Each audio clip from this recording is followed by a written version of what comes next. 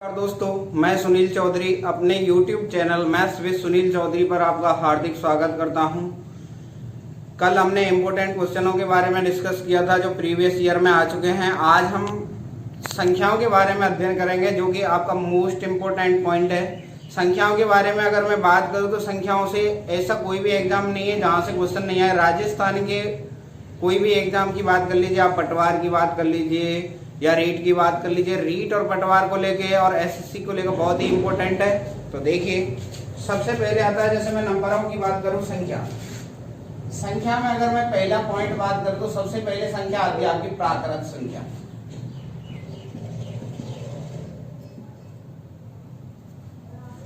तो प्राकृत संख्या क्या होता है? प्राकृत संख्या क्या होती है? वे संख्याएं जो एक से स्टार्ट होती हैं और आगे तक चलती रहती है, यानी 1 2 3 4, यानी कि संख्याएं कैसे स्टार्ट होंगी? 1 से 1 2 3 4 और कहां तक चलेंगे? आपकी n तक। वे संख्याएं जो 1 से स्टार्ट होकर कहां तक चलती हैं? n तक चलती हैं, क्या कहलाती हैं? प्राकृत संख्याएं कहलाती हैं। अब यहां से क्वेश्चन क्या उठता है आपका? सबसे छोटी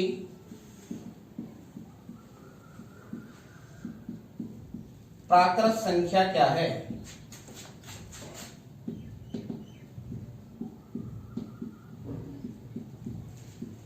तो सबसे छोटी प्राकृत संख्या यहाँ पे देखिए, सबसे पहले क्या आ रहा है आपका? 1। तो आंसर कितना आएगा आपका? आंसर होगा 1। जैसे अगर मैं इसमें ऑप्शन की बात करता तो ऑप्शन देखा मैं, जैसे ऑप्शन में ए पे 1, बी पे 0, सी पे 2 और डी इनमें से कोई नहीं। तो आपका आंसर क्या बनता? ऑप्शन ए, यानी ऑप्शन ए बनेगा, यानी कितना आएगा आपका आंसर? 1 आएगा। अगर इसके बाद में बात करूं, प्राकृत संख्या के बाद आपकी संख्याएं आती हैं पूर्ण संख्याएं।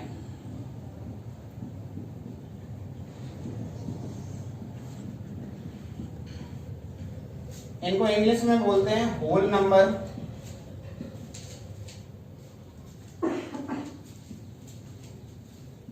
होल नंबर्स यानी पूर्ण संख्याएं क्या होती हैं आपकी? होल का मतलब होता है गोल, होल मतलब हो गया गोल, गोल मतलब क्या हो गया? 0।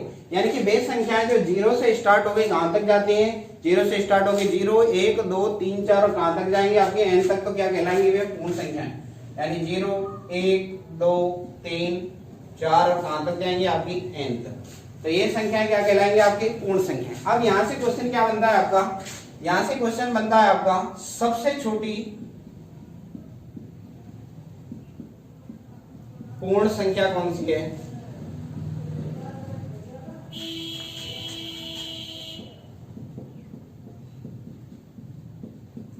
तो देखिए यहाँ पे आंसर क्या बनेगा आपका? सबसे छोटी कौन सी है? 0। तो आंसर बना आपका 0।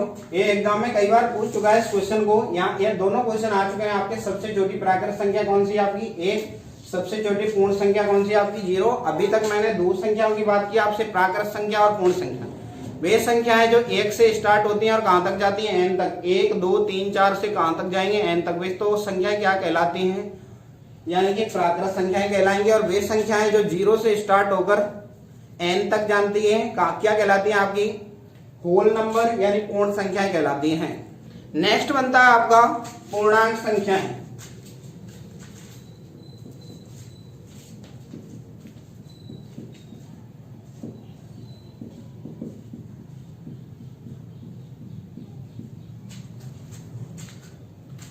पूर्णांक संख्याओं की बात करूं, यानी कि वे संख्याएं जो माइनस में भी चलती हैं और प्लस में भी चलती हैं। देखिए, यानी माइनस से स्टार्ट होंगी, यानी 1, माइनस में 2, माइनस का 3 और कहां तक जाएंगी? ये ऐसे ही माइनस का n तक जाएंगी।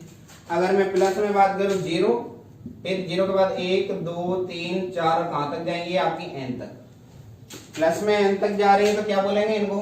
पूर्णांक संख्याएं। पूर्णांक संख्याएं माइनस में भी चलेंगी, प्लस में भी चलेंगी। तो यहाँ पे आप एक पॉइंट आता है आपका समझने वाली बात कि देखिए, पूर्णांक संख्याओं में 1 से लेके n तक की बात करूं मैं, यहां से लेके यहां तक, 1 से लेके n तक की संख्या मैं आपको अभी जस्ट पढ़ा चुका हूं। तो ये कौन सी संख्या? आपकी प्राकृत संख्या। अभी बताया था आपको प्राकृत संख्या। वे संख्याएं जो 1 से स्टार्ट होकर n तक जा रही क्या कहलाती है? प्राकृत संख्या। अगर मैं इनमें जीरो को सम्मिलित करूं तो कैसी हो जाएंगे? पूर्ण यानी कि होल नंबर हो जाएगा, होल नंबर हो जाएंगे यहां तक। अगर इसके मैं डायग्राम की बात करूं तो डायग्राम समझिए आप, यहां से इनके बीच में रिलेशन पूछता है, प्राकृत संख्या,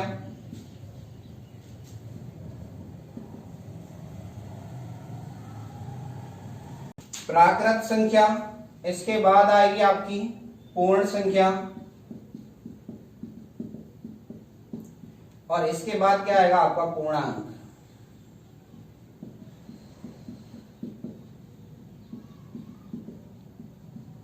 तो देखिए अगर मैं प्राकृत संख्या की बात करूं तो प्राकृत संख्या 1 से स्टार्ट होंगे, 1 2 3 4 और कहां तक जाएंगे आपके प्लस के अंत तक। अगर मैं पूर्ण संख्या यानी होल नंबर की बात करूं, होल नंबर को क्या बोलते हैं, पूर्ण संख्या, आपको अभी बताया था मैंने।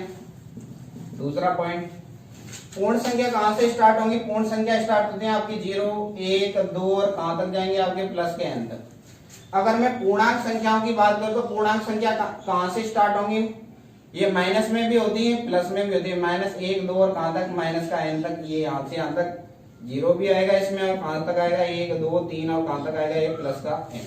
अब देखिए यहां से रिलेशन क्या बनता है, मैं यहां से एक रिलेशन बना के दिखाता हूं आपको। सभी प्राकृत संख्या पूर्ण संख्या होते हैं क्या, बिल्कुल होती है। देखिए प्राकृत संख्याओं की बात करूं मैं, सभी प्राकृत संख्या पूर्ण संख्याएं होती हैं, क्योंकि देखो पूर्ण संख्या में क्या आ रहा है आपका 0 सम्मिलित हो रहा है, तो सब 1 से लेके n तक की संख्या है, तो यहां तक काउंटिंग में आ रही है, तो इसलिए मैं बोल सकता हूं यानी अंदर से बाहर की ओर क्या होगा, सही होगा। सभी, यहां से निष्कर्ष क्या निकला, सभी प्राकृत संख्याएं पूर्ण संख्याएं होती हैं।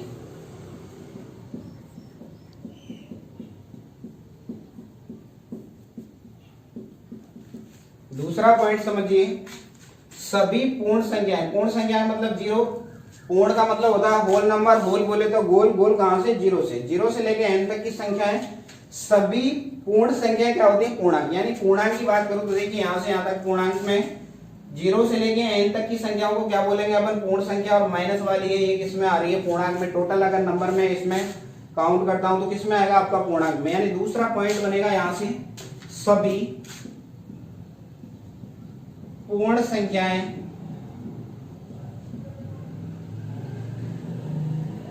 पूर्णांक संख्या होते हैं।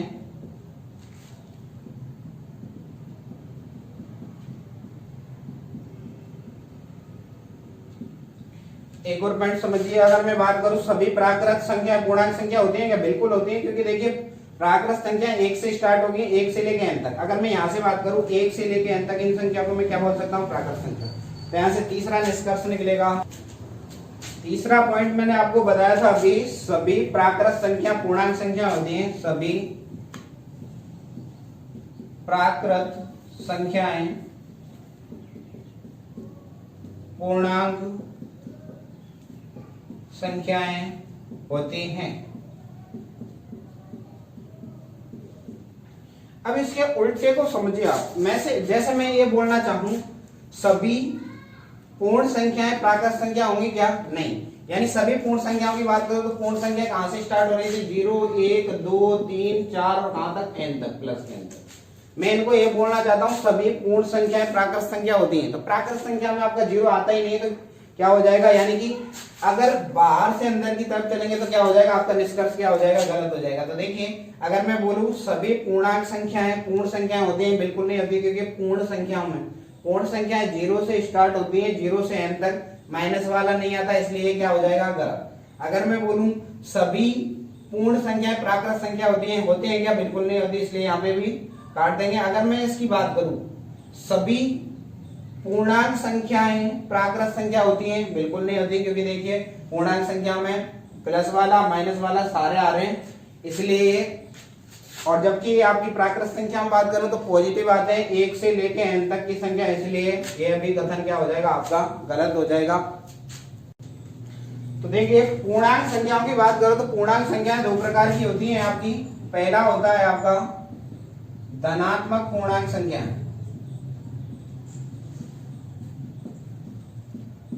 धनात्मक पूर्णांक संख्या स्टार्ट होंगी आपकी 1 से लेके n तक की, यानी 1 से लेके n तक की संख्या आएंगी इसमें। 1 2 3 4 कहां तक आएंगे आपका प्लस का n। अगर मैं दूसरे पॉइंट की बात करूं, दूसरी होती है आपकी ऋणात्मक पूर्णांक संख्याएं।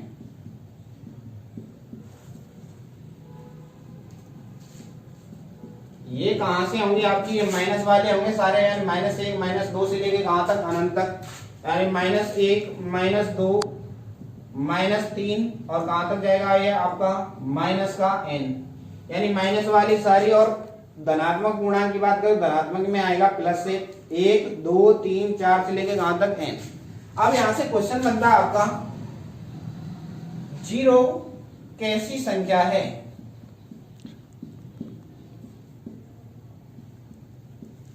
तो यहां पे बात को समझिए आप। धनात्मक पूर्णांक में बात करूं तो इसमें मैंने जीरो को लिया क्या? बिल्कुल नहीं लिया। देखिए धनात्मक में जीरो आ रहा है क्या? नहीं आ रहा। ऋणात्मक पूर्णांक की बात करूं, ऋणात्मक में जीरो आ रहा है क्या? नहीं आ रहा। अगर मैं इस क्वेश्चन की बात करूं, एग्जाम में कैसे आया था? एग्जाम में इस प्रकार आया था कि जीरो किस प्रकार की संख्या है? ऑप्शन ए धनात्मक पूर्णांक, ऑप्शन बी ऋणात्मक पूर्णांक,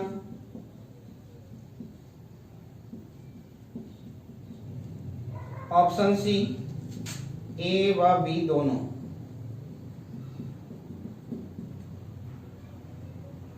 ऑप्शन डी इनमें से कोई नहीं।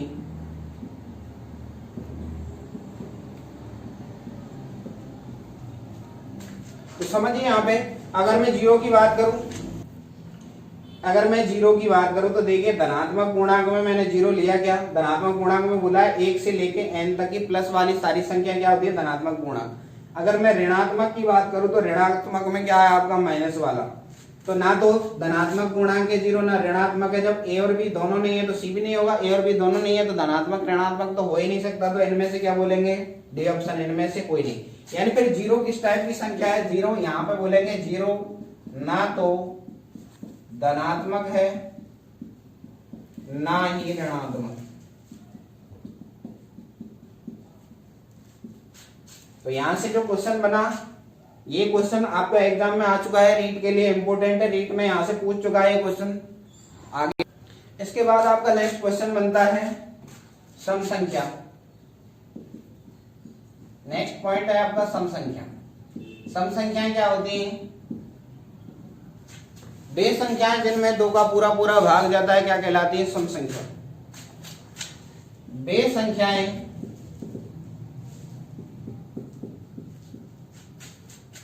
जिनमें 2 का भाग जाता है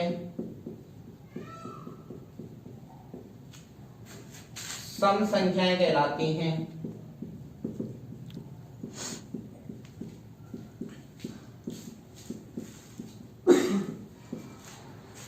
एग्जाम्पल के लिए 2 4 6 8 10 और कहां तक चलेगा आपका ये 2n तक। 2n का मतलब है 2 का गुणज।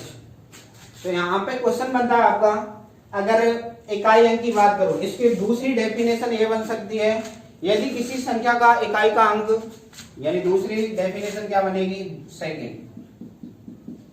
यदि किसी संख्या का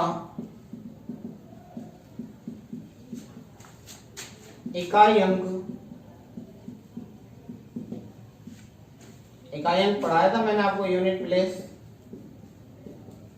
या यूनिट डिजिट 0 2 4 6 8 से ले 0 2 4 6 8 या 2n जो भी हो, 0 2 4 6 8 हो, क्या कहलाती है? आपकी सम संख्याएं कहलाती हैं। अब यहां पे आपका क्वेश्चन बनता है सबसे छोटी सम संख्या क्या है?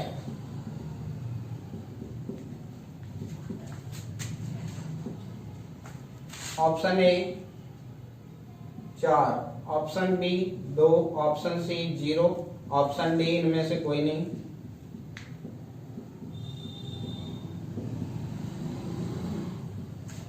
तो देखिए यहां पे क्वेश्चन को समझने की कोशिश कीजिए। यहां पे बोला गया सबसे छोटी सम संख्या क्या है। अगर आपको मैं यूनिट प्लेस की बात करूं तो यूनिट प्लेस में मैंने लिखा है 0 2 4 6 8। तो यूनिट प्लेस से मेरा मतलब है यहाँ पे समझिए, जैसे मैंने लिखा 2460।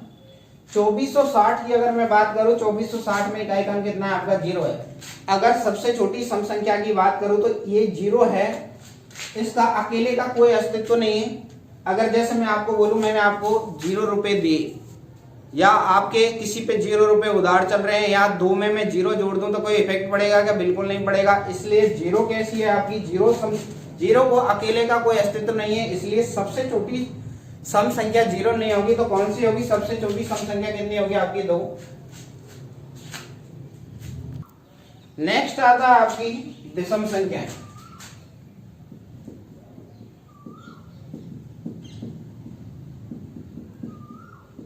दोस्तों आपको पता है वे संख्याएं जिनमें 2 का भाग नहीं जाता है कैसी संख्याएं कहलाएंगी? विषम संख्याएं कहलाएंगी। या फिर सम संख्या में मैंने आपको बताया था वे संख्याएं जिनमें 2 का भाग पूरा जाता है कैसी संख्या कहलाती है? सम संख्या। अगर उनमें 2 का भाग नहीं जाएगा तो कैसी संख्या कहलाएंगी? विषम संख्याएं कहलाएंगे। तो देखिए यहाँ पे परिभाषा लिखूं, वे संख्याएं जिनमें 2 का भाग नहीं जाता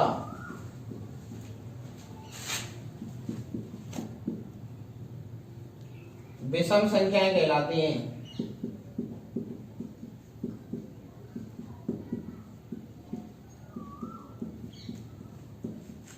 एग्जाम्पल 1 3 5 7 9 से लेके कहां तक? 2n-1।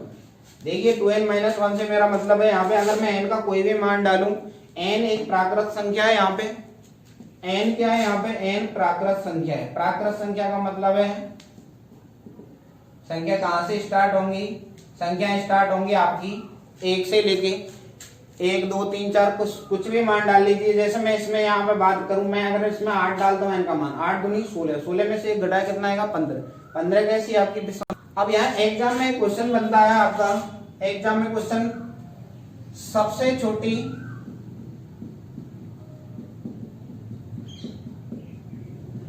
विषम संख्या क्या है? तो आपका आंसर होगा सबसे छोटी विषम संख्या कौन सी है आपकी? 1 है। तो आंसर कितना है आपका? 1। यानी सबसे छोटी विषम संख्या कौन सी है? 1 है। आगे नेक्स्ट देखते हैं। नेक्स्ट है आपका भाज्य संख्या है।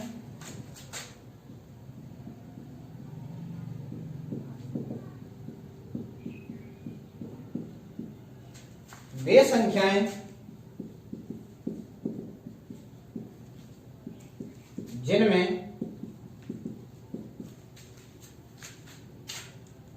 एक व स्वयं के अलावा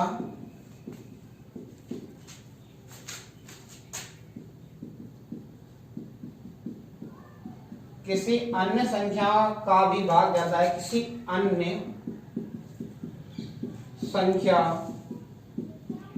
का भी भाग जाता है, भाज्य संख्याएं कहलाती हैं।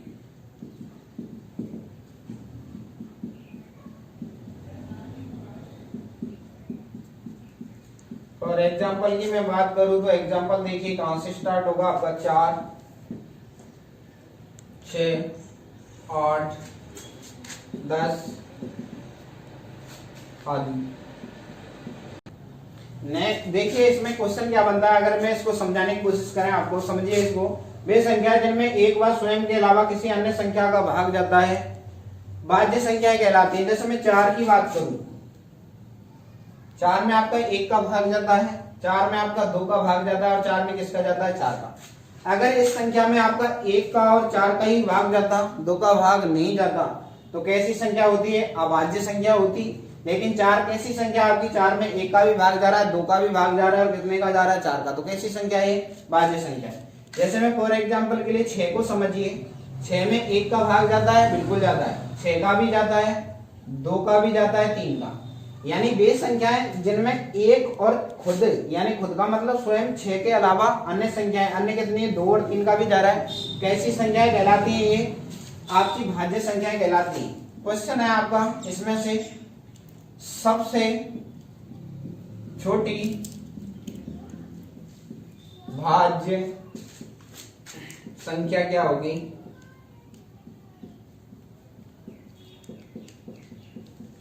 तो सबसे छोटी भाज्य संख्या क्या होगी आपकी? 4। तो आंसर कितना आएगा आपका? 4। आगे पॉइंट बनता है आपका अभाज्य संख्याएं।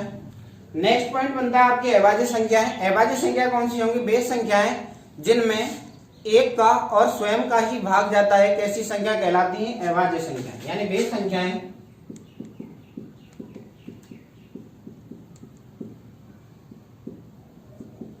जिनमें केवल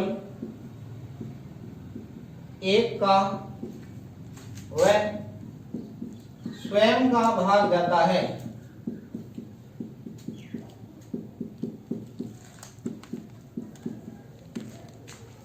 अभाज्य संख्याएं कहलाती हैं।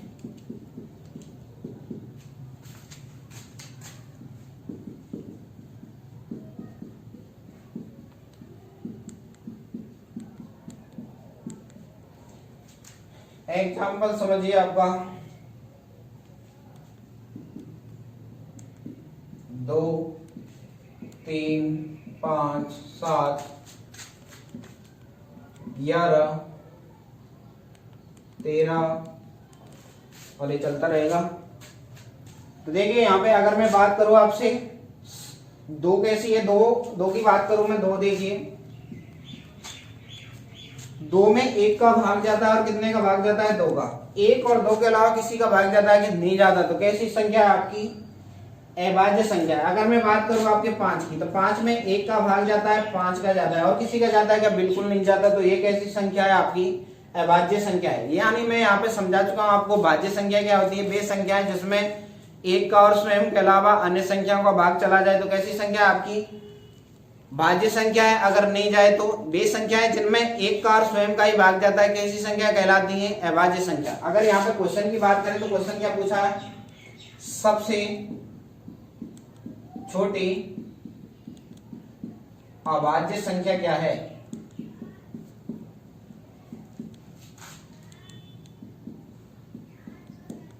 तो आंसर बनेगा आपका 2। तो सबसे छोटी अभाज्य संख्या कौन सी आपकी? 2। इसी क्वेश्चन को आपको सिर्फ दूसरे शब्दों में पूछ सकता है, सबसे छोटी सम अभाज्य संख्या कौन सी है? तो सबसे छोटी सम अभाज्य संख्या कौन सी है आपकी? तो कितना आएगा आपका? 2। सबसे छोटी सम अभाज्य संख्या कौन सी है? तो आंसर बनेगा आपका कितना? 2। इससे पहले जो अभाज्य संख्याएं बताई, सॉरी भाज्य संख्या बताई थी, उसमें भी एक क्वेश्चन बनता है। उसमें बनता है आपका सबसे छोटी विषम विषम भाज्य संख्या कौन सी है?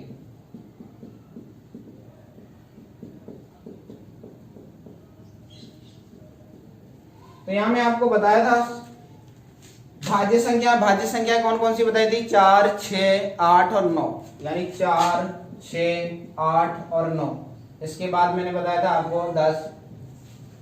9 की मैं अगर बात करूं तो 9 कैसी संख्या आपकी? विषम संख्या है। तो 9 में देखिए भाज्य संख्या की बात करा है, तो भाज्य संख्या वे संख्या है जिसमें 1 का स्वयं के अलावा किसी अन्य संख्या का भाग जाता है, तो कैसी संख्या कहलाती है आपकी? भाज्य संख्या। यानी 9 में किस किस का भाग जाएगा? 9 में 1 का जाएगा, 3 का जाएगा और 9 का जाएगा। तो यानी आंसर कितना आएगा आपका? 9 आएगा, क्योंकि 9 ही आपकी विषम संख्या है। आंसर। तो यहाँ पे मैंने आपको 2 क्वेश्चन बताए। सबसे छोटी अभाज्य संख्या कौन सी है? 2। सबसे छोटी सम अभाज्य संख्या कौन सी है? 2।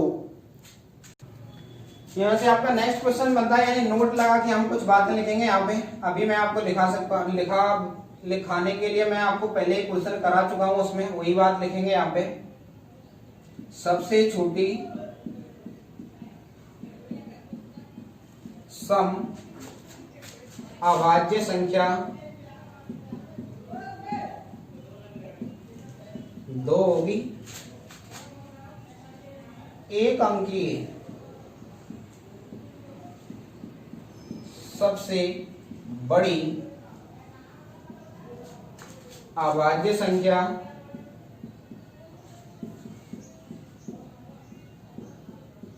एक अंकीय सबसे बड़ी अभाज्य संख्या की बात करो तो देखिए 2 3 5 7, 7 के बाद कितना आ गया 11, 11 में कितने अंक हो गए आपके 2, तो यहाँ 2 से लेके 2 3 5 7 में सबसे बड़ा कौन है 7, तो एक अंकीय सबसे बड़ी अभाज्य संख्या कौन सी हो गई आपकी 7। अब यहाँ पे नेक्स्ट बनता है 2 अंकीय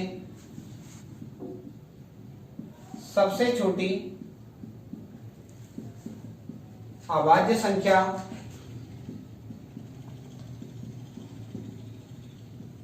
कौन सी है आपकी 11 है, क्योंकि देखिए 11 के बाद ही दो अंक होना स्टार्ट हुए, 11 के बाद 13 आएगा, यानी कितना है आप में 11।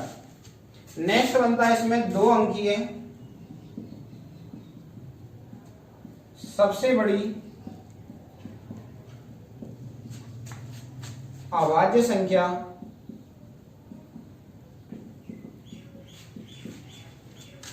सत्तानवे होगी आपकी 97।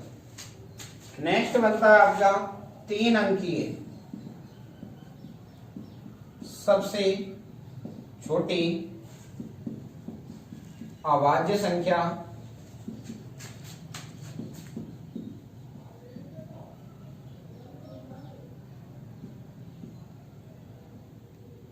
एक सौ एक होगी। और सबसे बड़ी की बात करो 3 अंकीय है सबसे बड़ी अभाज्य संख्या कौन सी होगी आपकी, तो कितना आएगा 900। 3 अंकीय है सबसे बड़ी अभाज्य संख्या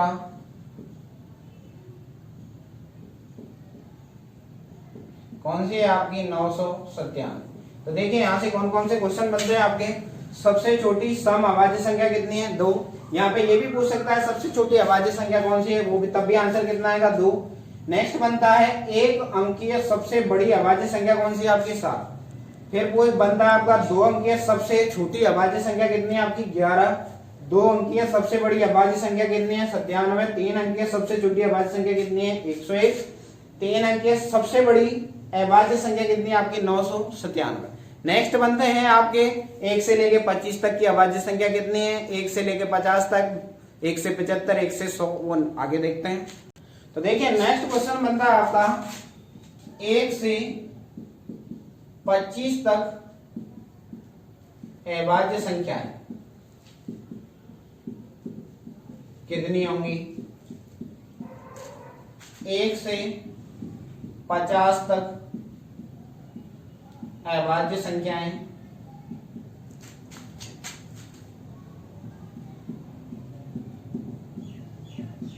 तो ये होती हैं आपकी 1 से 25 तक की 9, 1 से 50 तक की होती है आपकी 15, 1 से 75 तक की अभाज्य संख्याएं ये कितनी होंगी आपकी 21। 1 से 100 तक अभाज्य संख्याएं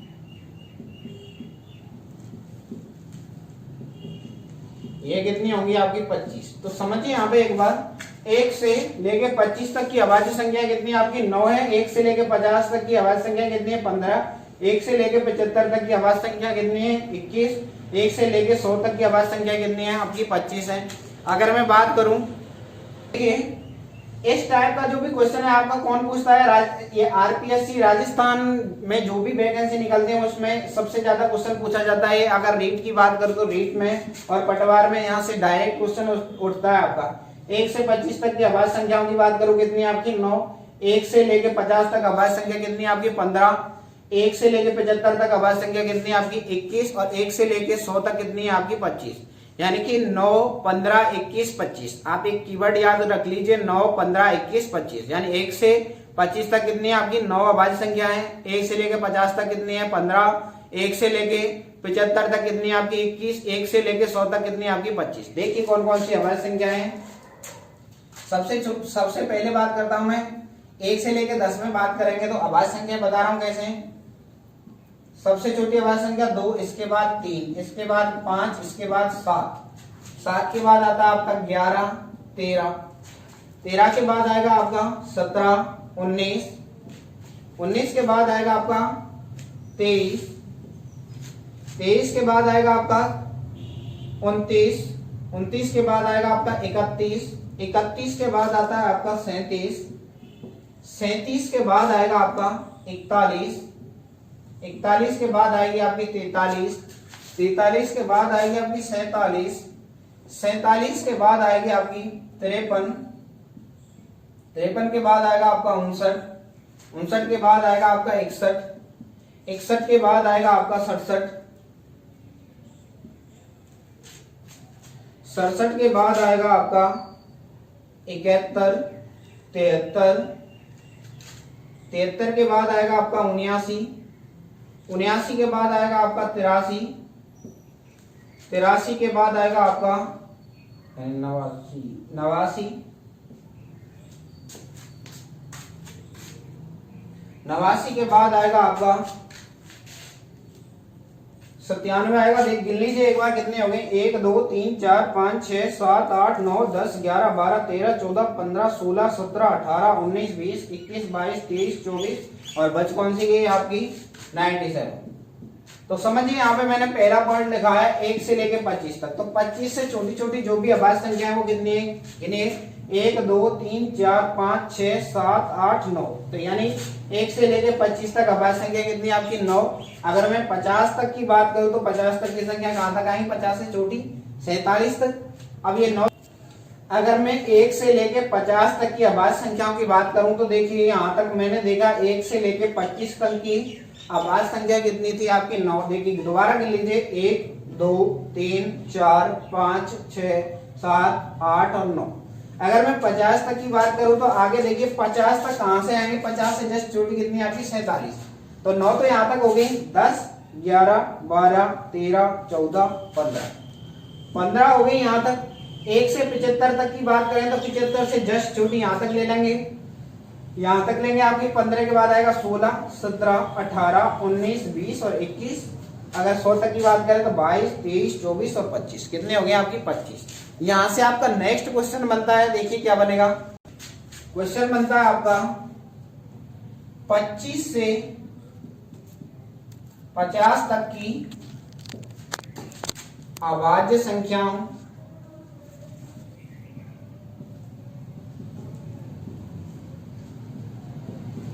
की संख्या बताइए। तो आपको पता होगा 25 से 50 तक की संख्याओं के लिए मैंने कुछ नहीं बताया आपको। 1 से 50 तक की अभाज्य संख्याओं में से 1 से लेके 25 तक की अभाज्य संख्या घटा दूं तो आपका आंसर आ जाएगा। यानी 1 से लेके 50 तक की संख्याओं में से कितने घटा दूं, 1 से लेके 25 तक। 1 से लेके 50 तक की अभाज्य संख्या कितनी है आपकी 15 में से कितना घटाना है आपको 9, कितना है आपका 6 आंसर। तो आपका आंसर कितना है 6। तो देखिए इसके बाद इसमें नेक्स्ट पॉइंट बनता है आपका सह अभाज्य संख्या।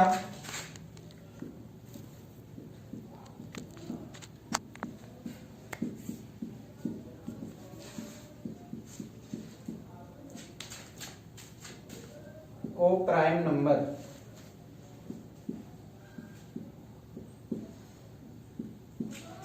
सह माने साथ, अभाज्य माने जिनका एक दूसरे में भाग न जाए। तो देखिए समझिए यहाँ पे अगर मैं बात करूं आपसे सह अभाज्य संख्या क्या कहलाती हैं, संख्याओं का ऐसा जोड़ा जिनका एक दूसरे में भाग न जाए सह अभाज्य संख्याएं कहलाती हैं। दूसरे शब्दों में मैं बोल सकता हूं वे संख्याएं जिनका एचसीएफ, एचसीएफ का मतलब कॉमन फैक्टर कितना होना चाहिए, यानी उनमें से कॉमन कितना निकल के आना चाहिए, एक के अलावा कुछ नहीं आएगा, क्या कहलाएंगे आपकी सह अभाज्य संख्या। तो देखिए संख्याओं का ऐसा जोड़ा, संख्याओं का ऐसा जोड़ा जिनका एक दूसरे में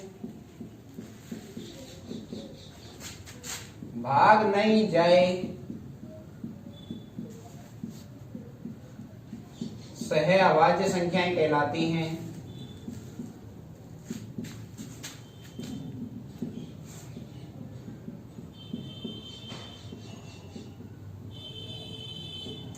रेलवे के एग्जाम के दृष्टिकोण से बहुत ही इंपॉर्टेंट पॉइंट है, यहां से रेलवे में क्वेश्चन पूछा जा चुका है आपसे। दोबारा समझिए, संख्याओं का ऐसा जोड़ा जिनका एक दूसरे में भाग नहीं जाता है सह अभाज्य संख्याएं कहलाती हैं। या दूसरी परिभाषा बनेगी संख्याओं का ऐसा जोड़ा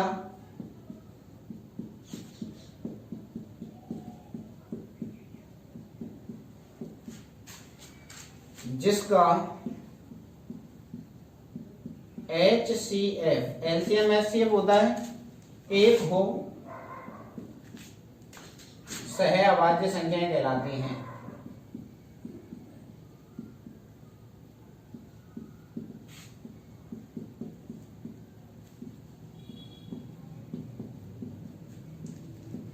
और एग्जाम्पल के लिए बात करूं मैं 13 और 15। एग्जाम्पल में समझिए 13 और 15। 13 का भाग 15 में जाता है क्या? बिल्कुल नहीं जाता। 15 का भाग 13 में जाता है कि नहीं जाता। यानी इन दोनों में से कॉमन निकल के कितना आ रहा है? कॉमन की बात करूं, एक के अलावा कुछ कॉमन नहीं लिया जा सकता, तो कितना आएगा आपका? एक ही कॉमन निकल के आएगा। इसलिए कैसी संख्या है आपकी? सहभाज्य संख्या।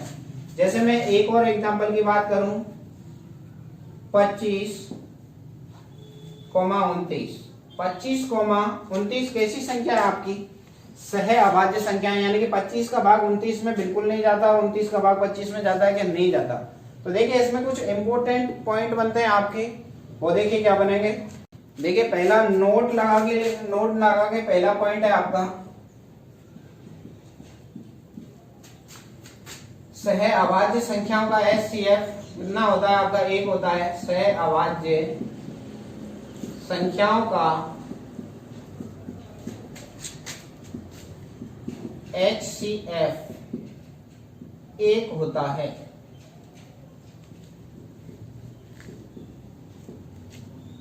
दूसरा, सह अभाज्य संख्याओं का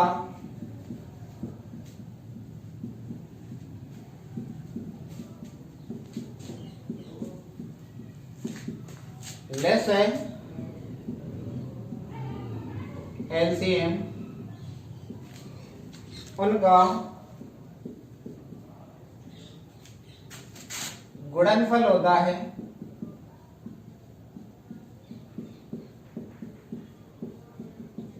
तीसरा पॉइंट है आपका, इस पॉइंट से आपका रेलवे में क्वेश्चन आया था आपका, सह अभाज्य संख्याओं का लासा उनका गुणनफल होता है। तीसरा पॉइंट है आपका, दो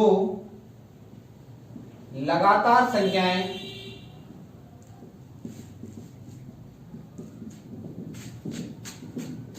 सह अभाज्य संख्याएं होती हैं।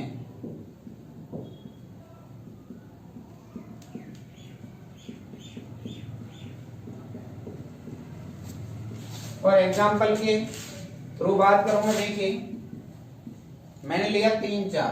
3 और 4 में एक दूसरे की बात करो, 3 का भाग 4 में नहीं जाता, 4 का भाग 3 में नहीं जाता। और कॉमन फैक्टर की बात करूं, HCF कितना निकल के आ रहा है? 1। तो कैसी संख्या है आपकी? सह अभाज्य संख्या है। 9, 10। 9, 10 भी आपकी कैसी संख्या है? सह अभाज्य संख्या है। 9 का भाग 10 में नहीं जाता और 10 का भाग 9 में नहीं जाता। 9 के सापेक्ष 10 में भाग नहीं जा रहा। कोई भी एग्जाम्पल ले लीजिए आप, 23, 24, ये भी कैसी संख्या है आपकी? सह अभाज्य संख्या है। तो यहाँ पे क्वेश्चन क्या बना था? क्वेश्चन देखिए, क्वेश्चन है रेलवे में, क्वेश्चन क्या बना था आपका? 2 सह अभाज्य संख्याओं का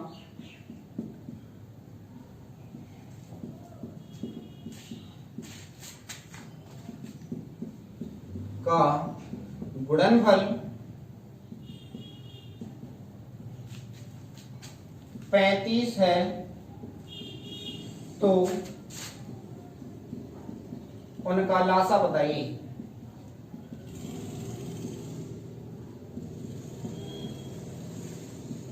तो समझिए यहाँ पे अगर मैं नोट नंबर 2 की बात करूं, तो नोट नंबर 2 में मैंने स्पष्ट लिखा है आपको, 2 सह अभाज्य संख्याओं का लासा कितना है आपका?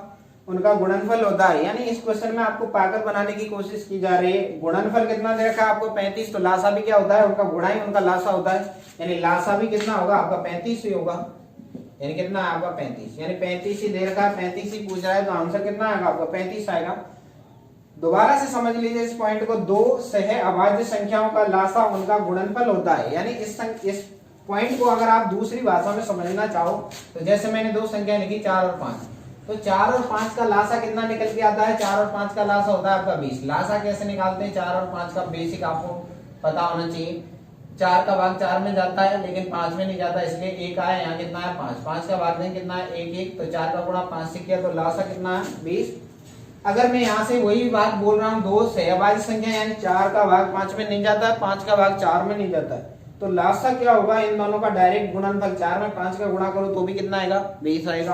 तो मैं यही बोल रहा हूं, दो सहभाज्य संख्याओं का गुणनफल कितना है आपका 35 है, तो उनका लासा क्या होगा, उनका गुणा ही उनका क्या होता है, लासा होता है। तो गुणनफल कितना दे रखा है 35, तो आंसर कितना आएगा आपका 35। उम्मीद है आपको यहाँ तक का सेशन समझ में आ रहा होगा। यहाँ से जो भी इंपोर्टेंट क्वेश्चन बनते हैं वो आपके एग्जाम में मैं आपको बता चुका हूं। जो भी नेक्स्ट पॉइंट बनेगा, यहाँ पे एक क्वेश्चन और बनता है आपका, एक कैसी संख्या है।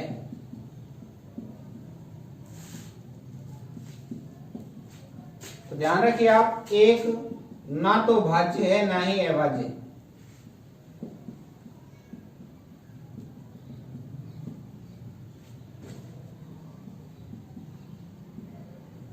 इसमें से जो भी बेसिक क्वेश्चन बनते हैं आपके राजस्थान लेवल के एग्जाम पर, वो सारे क्वेश्चन यहाँ पे आ चुके हैं आपके। तो आप सेशन को लाइक कीजिए, शेयर कीजिए, सब्सक्राइब कीजिए। कल जो भी बचा हुआ पार्ट है इसका परिमेय और अपरिमेय संख्या, और इससे आगे की बात अपन कल करेंगे। धन्यवाद।